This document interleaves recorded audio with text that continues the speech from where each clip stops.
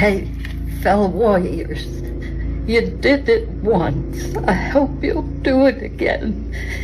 It's imperative that this message be heard by as many people as possible. There's a march this Saturday from 10 to noon at all 50 Capitol buildings around our beautiful country.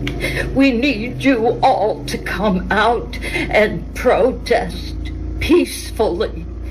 Please share this. Bottom line, Musk and Trump are going after Social Security. They're cutting thousands of jobs at the Social Security Administration. They're going after Medicaid. They want to cut Medicaid by over $800 billion. That means millions of kids are going to lose their health insurance. It means that if your mom or dad is in a nursing home, they're going to be in trouble because 2/3 of people in nursing homes get their money from Medicaid. They're going after the Veterans Administration. They want to cut over 80,000 workers at the VA, meaning our veterans will get deteriorating health care service. They're going after public education, you name it. Now, why do they want to cut all of these programs that are so important to the working class of this country? And the answer is very simple.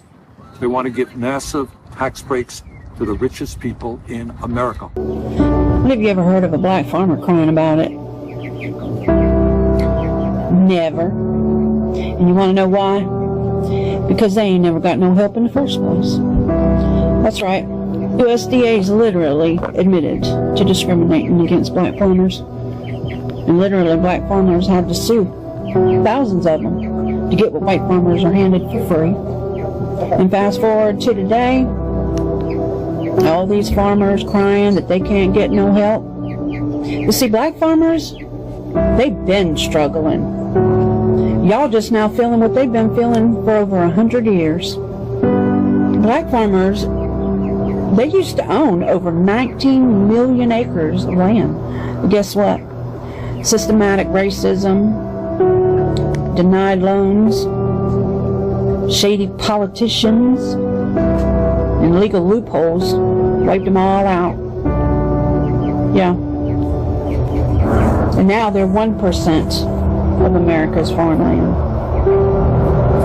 When the government finally tried to pass relief for the black folk back in 2021, white farmers sued to block it, claimed it was reverse discrimination. Make that make sense. So this message is for my white friends and followers. If you are a black friend and follower, you can certainly stick around, but this is intended to support you, not to address you. So to my white friends and followers, I don't know if y'all know what's going on, but I want to fill you in just in case. So many of you may be aware that right now black people, especially black women, are sitting out the protest. First of all, it ain't their problem. This is a white person problem. We created this problem, and we need to solve this problem on the front end. Yep, we sure do. And black people voted appropriately. We did not. So that's number one. But also, the reason they're sitting out is because they know that once they get in the streets, shit's going to change. Yep, it's going to get violent. Yeah, they're going to be getting at the dogs and the gas cans and the water hoses and the rubber bullets and all the things. Things are going to happen. And then they're going to turn it into, a disparaging commentary against black people. See, we told you they're all violent, blah, blah, blah, blah, blah, blah, blah. Right? White people, have y'all seen anybody getting, tear gassed or rubber bulleted or beaten down at any of the protests that have gone on so far? No. And you know why? Because we're white. And white people are going to be very, very reluctant to turn that kind of stuff on their own. Have no problem turning it on brown people, but not going to turn it on their own. They're not going to do it. They're going to be very reluctant to do it. I'm actually still stunned last year, the Palestine demonstrations that some white people got roughed up the way they did. But we need to be out there on the front lines doing the hard work, the physical work, the physical in-person protesting. This is not black people's work right now. They will be harmed. This is not black people's work right now. They will be harmed. They will 1,000% be harmed. And they need to sit this out and keep their asses at home right now. Are running the show.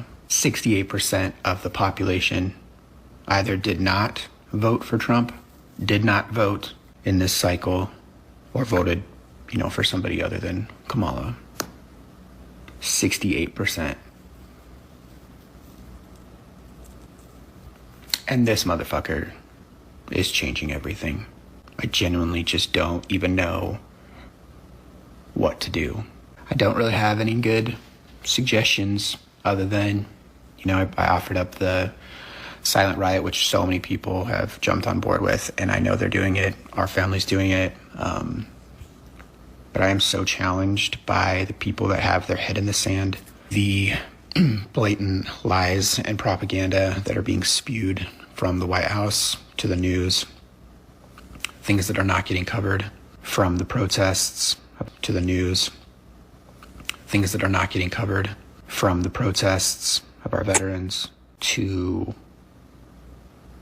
literally finally watching his regime defy a court order, because that's what makes our country great, is checks and balances. Hey, fellow warriors, you did it once. I hope you'll do it again. I want to give all the praises and the honor to Yahweh, Bahashem, Yahweh Shah, Bahashem, Recha HaKwadash, and double honors to the elder apostles and the elder bishops of Great Millstone. Honors as well to you, brethren, you fellow believers of this faith, and shalom to the elect. I want to go off of this video here. This video was, I saw it on it looks like an African woman channel. It says here, Nadajir reacts, Najir, I think. So anyway, these people, right, who we say here, they are now complaining, and what they're trying to do now is they're trying to throw the blame now, so to speak. They've all witnessed the wickedness and the systemic destruction of our people, right? All through divine plans and trickery. Number one, they never kept the treaties, and they still aren't keeping treaties from what I looked up.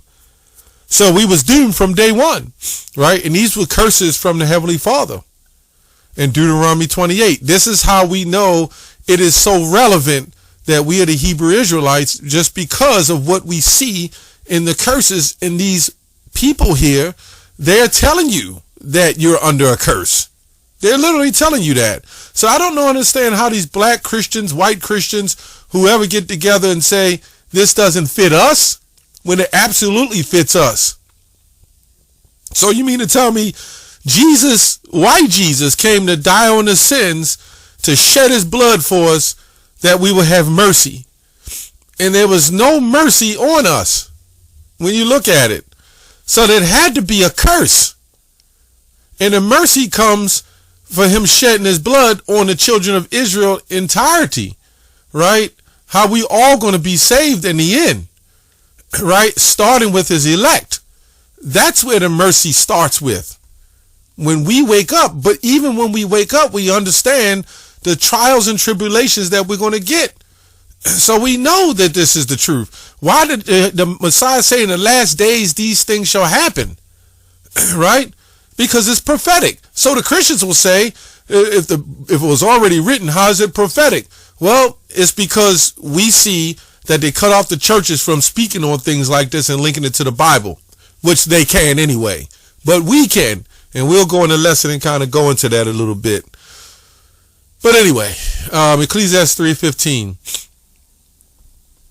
What has happened now has happened before, and what will happen in the future has happened before. So we can clearly see when they say Deuteronomy 28:68, thou shalt be carried into Egypt again with ships, right? Which Egypt means bondage, Mizraim. And they'll say, well, the scholars said in 70 AD, it's not approved by scholars. Well, a lot of these scholars wrote this stuff, as I looked up, in the 1800s, right? You really think in the 1800s they were going to say, well, you know what, you Negroes, you fit this prophecy. They did a lot to try to hide it. So we can see that even if it's happened under General Titus, as they say, this is their saying, why wouldn't this happen again? Okay? And what will happen in the future has happened before, because God makes the same things happen over again. But this is what it says in the KJV. That which has been is now, and that which to be has already been, and God requireth that which is past. Right? The other version, and God requires an account of what is past. So we know in Peter's it said the day of the Lord is 1,000 years. So yeah, there's a lot of payback that has to be established. And it's weird because this country, right, there's no statute of limitations on murder. And we know who the biggest murderers are or were. How did this place get established? Right? There's no rest here. That's why Jeremiah 8:11 says they shall heal the hurt of the daughter slightly of my people, saying peace, peace, right? When there is no peace. There is no peace. And here these white Christians, whatever you want to call them, whenever things start coming down on them, they want to involve us, incite us to get revved up. As this one white woman was talking about, right? They're trying to make it and put us involved in everything. And, you know, through your media, you can do a lot. Okay, let's go to Jeremiah 51. There's not a lot to say on this. Let me go to Isaiah 47 first.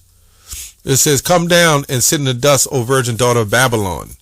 Sit on the ground. There is no throne, O daughter of the Chaldeans. For thou shalt no more be called tender and delicate. Like the book of Habakkuk says, I believe the second chapter, they have laden themselves with thick clay.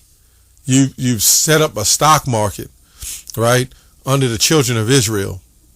Okay, you and your Jesuits, you know, you went into Africa and conquered the Africans and gave them white Jesus, to the point that this Jesus we worship today is let me say crucial for all the sicknesses and the behaviors that has come upon us. You should see what they're doing in white Christianity in Africa. That's the worst. And then here the guy Marvin Sapp says, lock the doors. He won 40,000 in a night.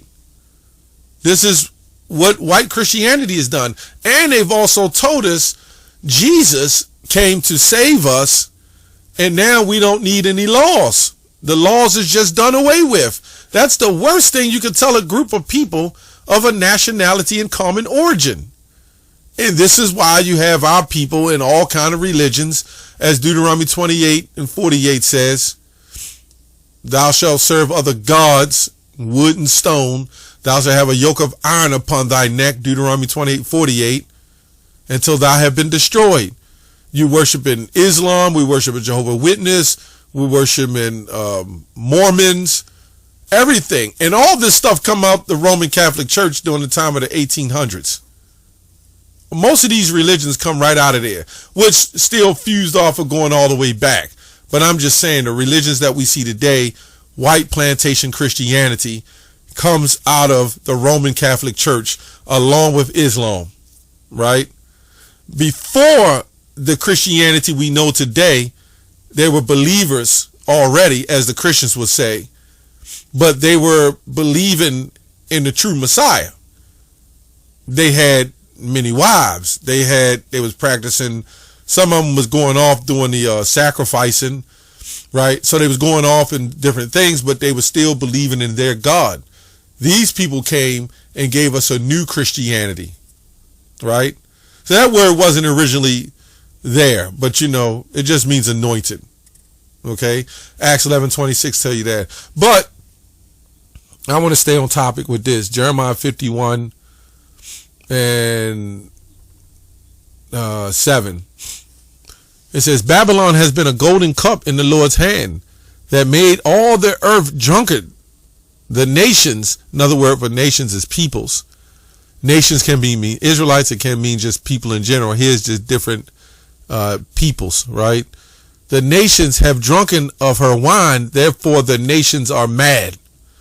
So when they brought all those people into this country, right, and they told them that you're going to be able to have slaves, you're in the land of the free, you're going to be able to prosper, you got these people working under you who are Israelites, and your life will be good. They're going to make tea and harvest sugar, cattle, and then it all turns around, right?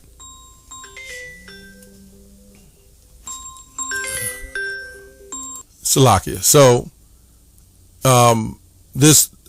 all these people came here and benefited off the backs of slaves. Okay? And now these same people that set this whole situation up, which I'm not going to say, the people that's over the people in that land, you know what I'm talking about. Some people say small hats or whatever, but they are behind that, and they say, well, we want the slaves back. So then now they got the now everybody has become a form of a slave. But what you managed to do is use one people to break another people, and then take your, you still wanted the world. And what you see is a gradualized process over time of how they're losing their power, and they're having a fit. They're having a fit now, because now they found out that their own has turned on them. This is when the scripture says, I think in Jeremiah 16, surely your fathers inherited lies, but we know this is actually talk going into us. We were lied to as Israelites, right? But they're seeing that they were lied to, okay? Anyway, Babylon is suddenly fallen and destroyed. Howl for her. Take balm for her pain. If so be she may be healed. Why would we would have healed Babylon, but she is not healed? Forsake her, and let us everyone go into their own country, for the judgment reacheth to heaven, and it lifteth up even into the sky. So a lot of people will say that the prophecies, Christians, that this has already happened. Well, wait a minute. Well, we don't see. There's no future of what's coming. You know what I'm saying? So they don't have the understanding of prophecy. Right? Why wouldn't this be coming up now? Anyway, the Lord have brought forth our righteousness. Come, let us declare in Zion the work of the Lord our God. Make bright the arrows, gather the shields. The Lord have raised up the spirit of the kings of the Medes, for his device is against Babylon to destroy it, right? Because it is vengeance in the Lord's of the Lord, the vengeance of his temple, right? So you can read all of this, the bottom. Let me go on. Set up the standard upon the walls of Babylon. Make the watch strong. Set up the watchmen. Prepare the ambushes, for the Lord have both devised and done that which he spake against the inhabitants of Babylon. Okay? So, at the end of the day, there must be judgment. Judgment is going to come on Babylon for all the wickedness that Babylon has done. And we're not just talking about Babylon, the land, true, but the ones that set it up, right? This is why all their structure got to be totally destroyed. Joel 3. Okay, I will also gather all nations and will bring them down into the valley of Yahweh's judgment, and will plead with them there for my people and my heritage Israel, who have they scattered amongst the nations, meaning amongst the peoples and different lands, and parted my land. Right? So this is how we know the Israelites in the last days will be scattered amongst everybody. So why does everybody in that land look the same? And as an entire nation, so to speak. Right? And they have cast lots for my people and given a boy for a harlot. Okay, where's their history of that? And sold a girl for wine that they might drink. You see what I'm saying? We can see that this is all prophecy. 2nd Ezra 15 and 16. I'm not going to read the whole chapters. You just get the point. For there shall be sedition among men, and invading one another. They shall not regard their kings nor their princes, and the course of their action shall stand in their hands. Right? So whatever, if someone comes in to raid somebody, or they want to go to the grocery store and they want to take some food, right? Somebody might have a knife, but then somebody might come behind them with a gun, and somebody might get the drop on them with a shotgun, and they'll tell a person to put their gun down and a person put their knife and take everything that they wanted to take. You know? Let me get another one. Let me get another one real quick. Because what you're seeing is a total breakdown against a society. Matthew 12 and 26. This is what was happening when I believe the Pharisees were coming at Yahushua, the one you call Jesus, and they say because he was doing the healing and casting out demons, how can this be a man of God, right? And this man is a devil. So this is what he replied. He said, and if Satan cast out Satan, he is divided against himself. How shall the kingdom stand? Meaning, how can he be Satan casting out other demons that he put in? You see what I'm saying? Does that make any sense? The demons want to stay there, but then Satan is there trying to cast them out, but he's casting out himself. And this is what we see in the system. They will try to cast one another out and cancel each other out, and they'll eventually have an end. And this is what you see happening. Anyway, that's all I have on that. Shalom.